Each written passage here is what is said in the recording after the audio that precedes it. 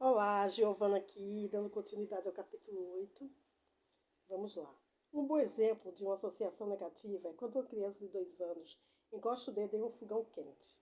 Ela aprende muito rapidamente a identificar o objeto que vê externamente, o fogão, com a dor que está sentindo internamente. E após algumas tentativas, aprende uma lição valiosa.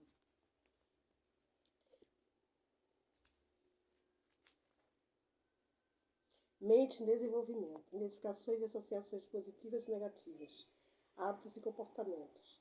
Nos dois exemplos, poderíamos dizer que no momento em que a criança nota uma alteração química interna no corpo, o cérebro se anima e presta atenção ao que estava no ambiente externo e causou essa alteração, seja prazer ou dor.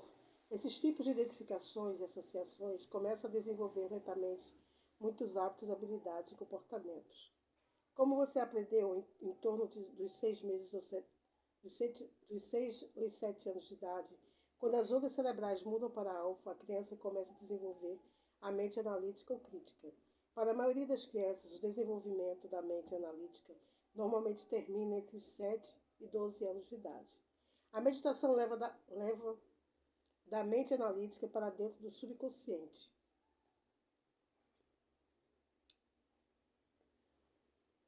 Na maior parte dos casos, quando os adultos estão conscientes, suas mentes analíticas estão sempre trabalhando e, consequentemente, funcionando em algum domínio das ondas beta. A meditação abre a porta entre as mentes consciente e subconsciente. Meditamos para acessar o sistema operacional do subconsciente, onde residem todos os hábitos e comportamentos indesejados, e para mudá-los para modos mais produtivos que nos apoiem em nossa vida.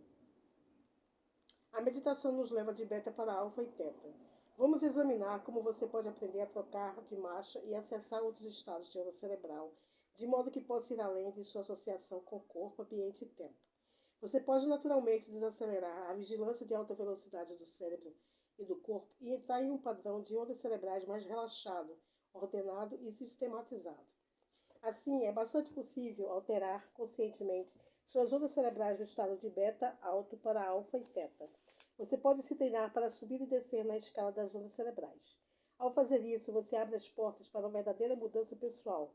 Você ultrapassa o tipo comum de pensamento alimentado pelas reações desencadeadas pelo modo de sobrevivência. Você entra no domínio da mente subconsciente. Durante a meditação, você transcende os sentimentos do corpo, não fica mais à mercê do ambiente e perde a noção do tempo. Esquece de si mesmo como uma identidade. Quando fecha os olhos, o input do mundo externo é reduzido e seu neocórtex tem menos coisas para pensar e analisar. Como resultado, a mente analítica começa a se acalmar e a atividade elétrica no neocórtex é reduzida.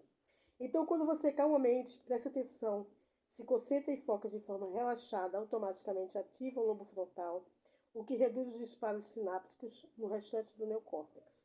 Portanto, você diminui o volume nos circuitos do cérebro que processam tempo e espaço. Isso permite as ondas cerebrais desacelerarem naturalmente para alfa. Você está migrando de um estado de sobrevivência para um estado mais criativo, e seu cérebro naturalmente se recalibra para um padrão de ondas cerebrais mais ordenadas e coerentes. Uma das últimas etapas de meditação, se você continuar praticando, é migrar para a frequência de onda teta, quando o seu corpo está adormecido, mas sua mente está desperta. Essa é uma terra mágica. Você atinge o sistema mais profundo do subconsciente e é capaz de mudar imediatamente as associações negativas para outras mais positivas. É importante lembrar que, se você condicionou o corpo a se tornar a mente, e seu corpo está de certa forma adormecido enquanto sua mente está desperta, dá para dizer que não há mais resistência do corpo-mente.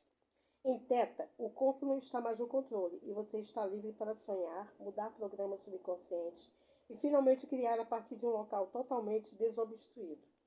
Quando o corpo não está mais gerindo a mente, o funcionário não é mais o patrão e você trabalha em um reino de poder verdadeiro.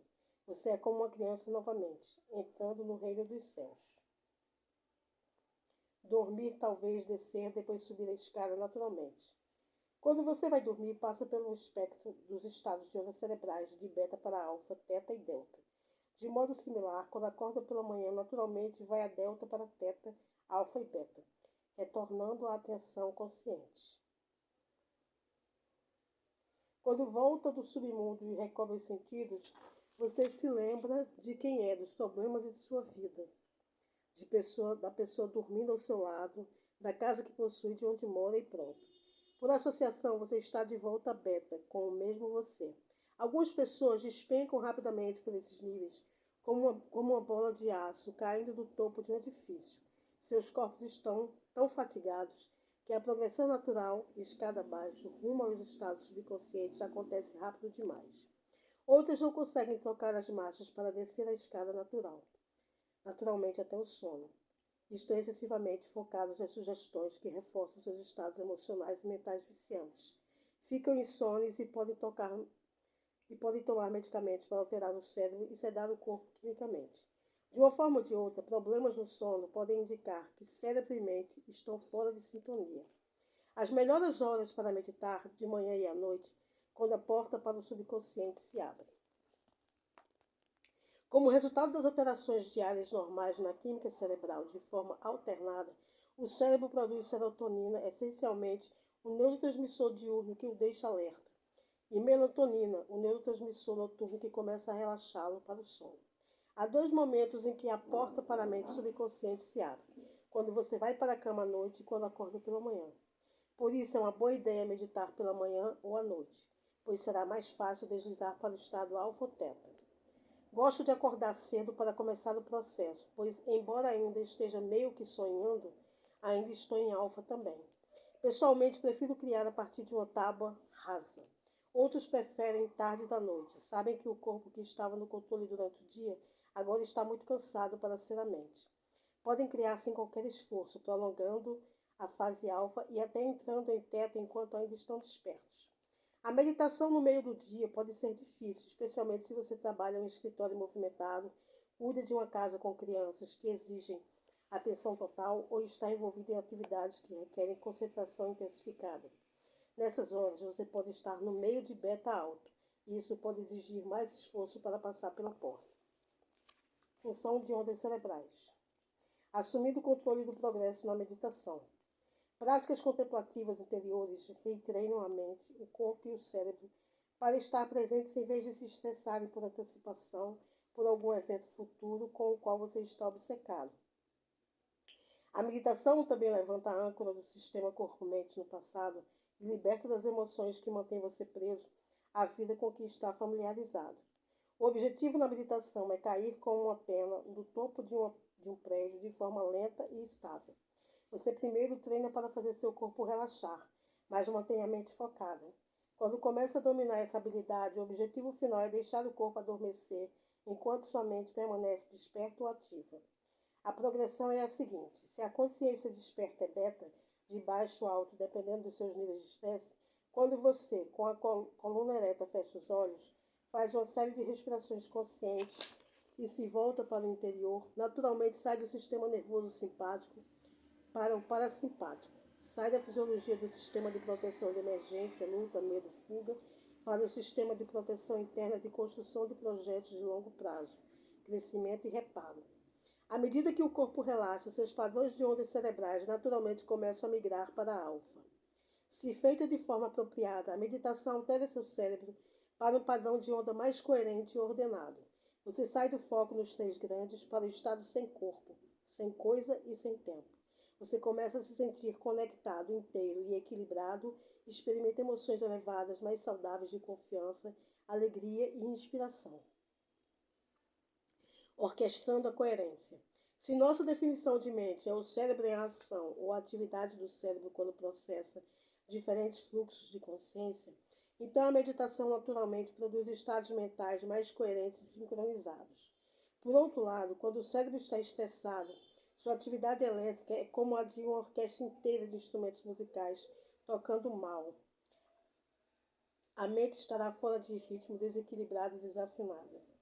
Sua função é tocar uma obra-prima. Se você persevera com esse bando de membros desordenados e presunçosos que pensam que seus instrumentos musicais individuais precisam ser ouvidos acima de todos os demais, e se insiste que toquem juntos e sigam sua batuta, chegará um momento em que eles se renderão a você como regente e tocarão como equipe. Esse é o momento em que as ondas cerebrais ficam mais sincronizadas, mudando de beta para alfa e teta. Mais circuitos individuais começam a se comunicar de modo ordenado e processam a mente mais coerente.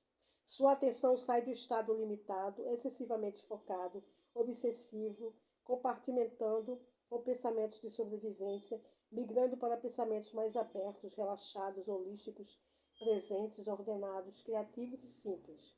Esse é o estado de ser natural em que deveríamos viver. Dê uma olhada na coerência, ou que também é chamado de sincronia, o estado em que o cérebro trabalha em harmonia. Pense da seguinte forma: o que se sincroniza em conjunto, une-se em conjunto.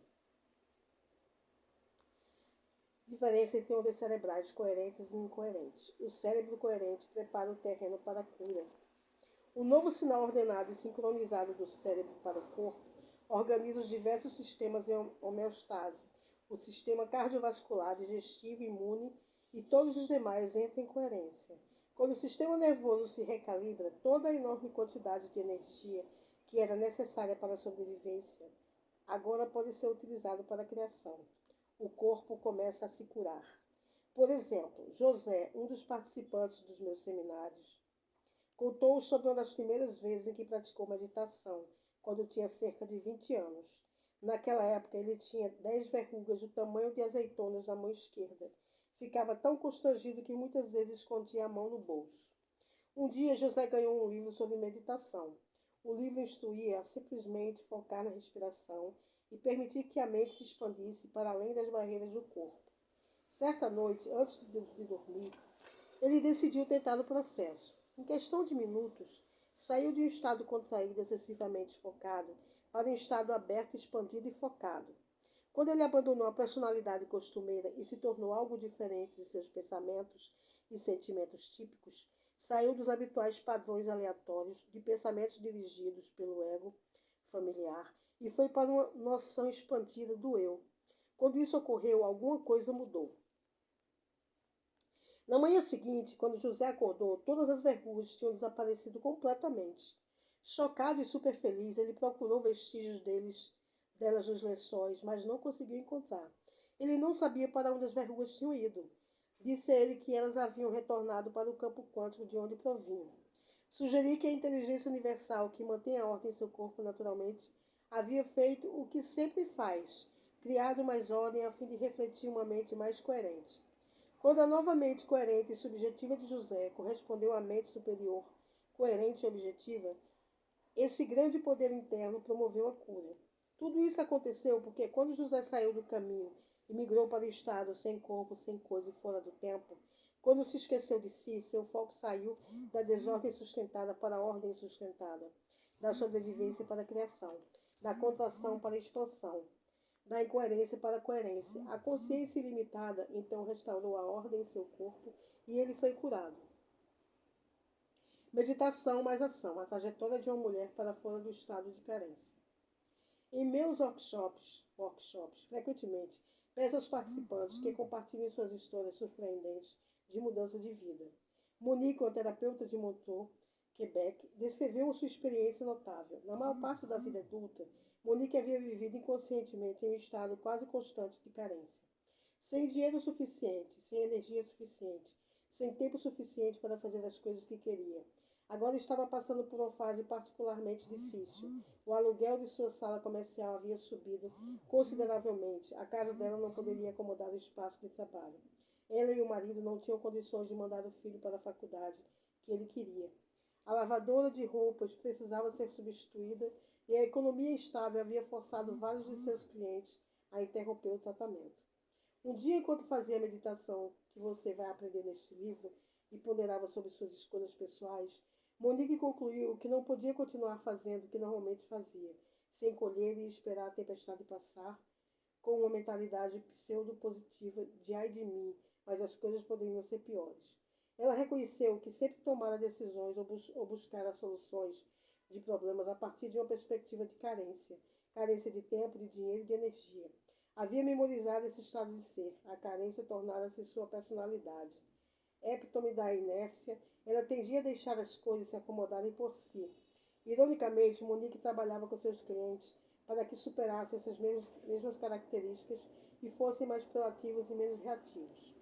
Com grande determinação, ela decidiu mudar sua personalidade.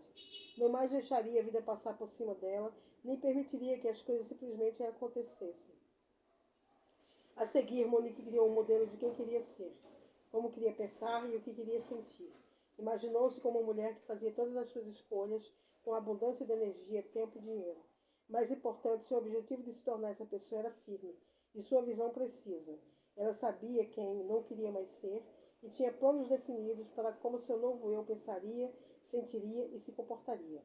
Quando tomamos uma decisão firme e temos a clara intenção de como será a nova realidade, a clareza e a coerência desses pensamentos produzem emoções correspondentes. Como resultado, nossa química interna muda, nossa composição neurológica é alterada, podamos antigas conexões sinápticas e fazemos brotar novas, e até expressamos nosso código genético de modo diferente. Monique começou a viver a vida a partir de perspectiva de alguém que tinha bastante dinheiro, energia em abundância e cujas necessidades eram todas atendidas. Sentia-se maravilhosa. Com certeza, nem todos os problemas do seu catálogo de preocupações haviam desaparecido, mas ela estava ficando melhor por viver com uma mentalidade diferente.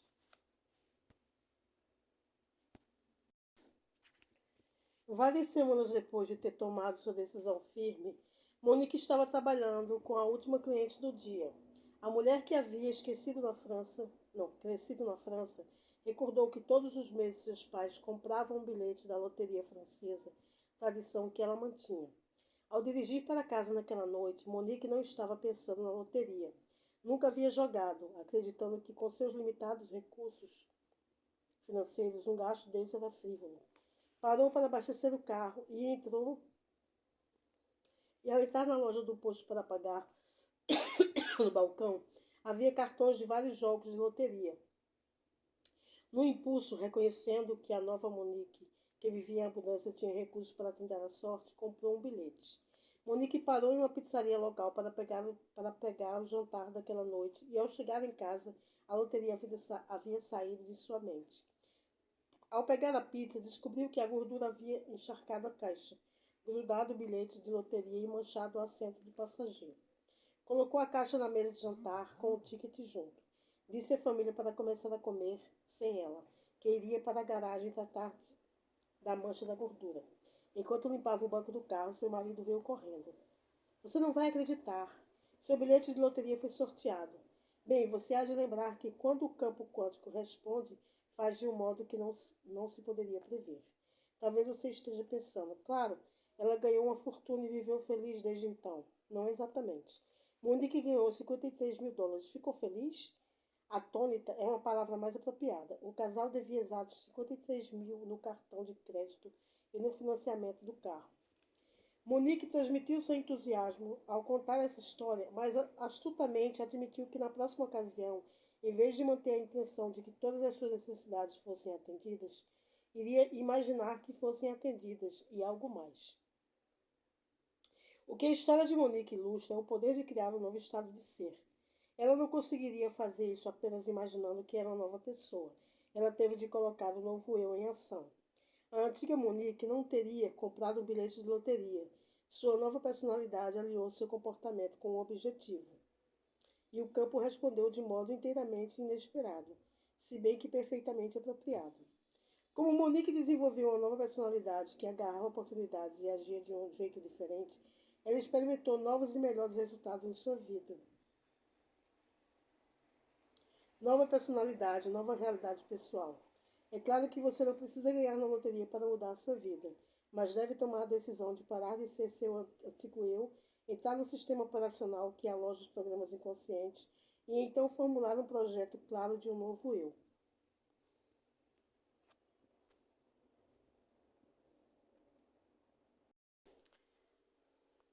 O cérebro coerente levando-o para a rua. Antes de fechar este capítulo, quero trazer um tópico que mencionei envolve o Hebreu. Monges budistas estudando na Universidade de Wisconsin, em Madison, esses supermeditadores conseguiam entrar no estado de ondas cerebrais coerentes bem além do que a maioria de nós consegue. Quando meditavam sobre pensamentos de amor, bondade e compaixão, a coerência do sinal que emitiam era praticamente fora de série. Durante o estudo, os monges meditavam todas as manhãs, enquanto os pesquisadores monitoravam a atividade de suas ondas cerebrais. Depois disso, os monges iam para o campus e para a cidade fazer o que quisessem, visitar museus, ir a lojas, qualquer coisa. Depois de retornar para o centro de pesquisa, passavam por varreduras cerebrais novamente, mas sem meditar. Surpreendentemente, apesar de não meditarem ao longo do dia e de estarem submetidos aos sinais caóticos e incoerentes a que o mundo exterior nos expõe, eles mantinham os padrões cerebrais coerentes que haviam alcançado na meditação. Quando enfrenta a profusão e a confusão de estímulos produzidos pelo mundo externo, a maioria de nós recua para o modo de sobrevivência e produz as substâncias químicas do estresse. Essas reações de estresse são como os desreguladores que embaralham os sinais cerebrais. Nosso objetivo é nos tornarmos parecidos com os monges. Se conseguirmos produzir padrões de sinais coerentes, ondas sincrônicas dia após dia, descobriremos que a coerência do sinal se manifesta em algo tangível. Se, como aqueles monges, você com o tempo consegue criar coerência interna repetidamente, também pode ir para o ambiente externo e não mais sofrer os efeitos autolimitantes dos estímulos desreguladores. Por causa disso, não vai experimentar as reações reflexas que anteriormente o forçavam a retornar ao antigo eu familiar que você tanto quer mudar. Persistindo na meditação e criando coerência interna, você não apenas remove uma porção de condições físicas negativas que molestam o seu corpo, como também consegue progredir rumo ao eu ideal que visualizou. Sua coerência interna pode combater estados emocionais de reações negativas e permitir que você desmemorize os comportamentos, pensamentos e sentimentos que os constituem. Quando você atinge um estado neutro vazio, é bem mais fácil se engajar em um estado intensificado como a compaixão. É mais fácil implementar alegria, amor, gratidão puros ou qualquer um dos estados emocionais elevados. Isso porque essas emoções já são profundamente coerentes. E quando avança pelo processo meditativo e produz um estado de onda cerebral que reflete essa pureza, você começa a dominar o corpo, o ambiente e o tempo que outrora produziam seus estados emocionais autolimitantes. Eles não mais o controlam, é você que os controla. Tendo incorporado o conhecimento, você está preparado para a experiência.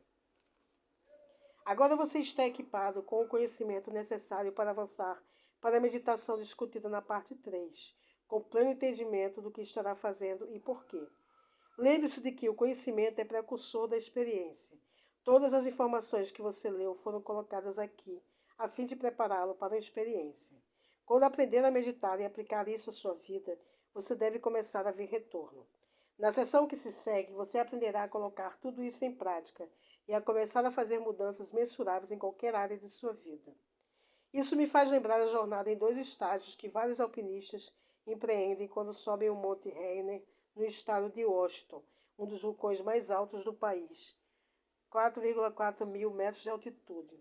Deixando os carros no Paradise Jackson Visitor Center, 1,6 mil metros. Primeiro fazem uma trilha até Camp Mill, 3 mil metros. A parada nesse acampamento base oferece a eles a oportunidade de rever todo o terreno que cobriram, avaliar o que aprenderam com a preparação e a experiência da caminhada, receber treinamento prático adicional e descansar durante a noite. Essa visão geral pode fazer toda a diferença quando empreenderem a subida até o majestoso pico do Rainier. O conhecimento que você adquiriu permitiu subir até aqui. Agora você está preparado para aplicar tudo o que aprendeu, e a sabedoria recém-adquirida deve inspirá-lo a avançar para a parte 3, onde pode dominar as habilidades para mudar sua mente e, com isso, sua vida. Assim, convido-o para fazer uma breve pausa, olhar e valorizar toda a informação adquirida nas partes 1 e 2, e, se necessário, revisar quaisquer áreas que considere importantes, e então juntar-se a mim na preparação final para a jornada meditativa rumo ao seu cume pessoal.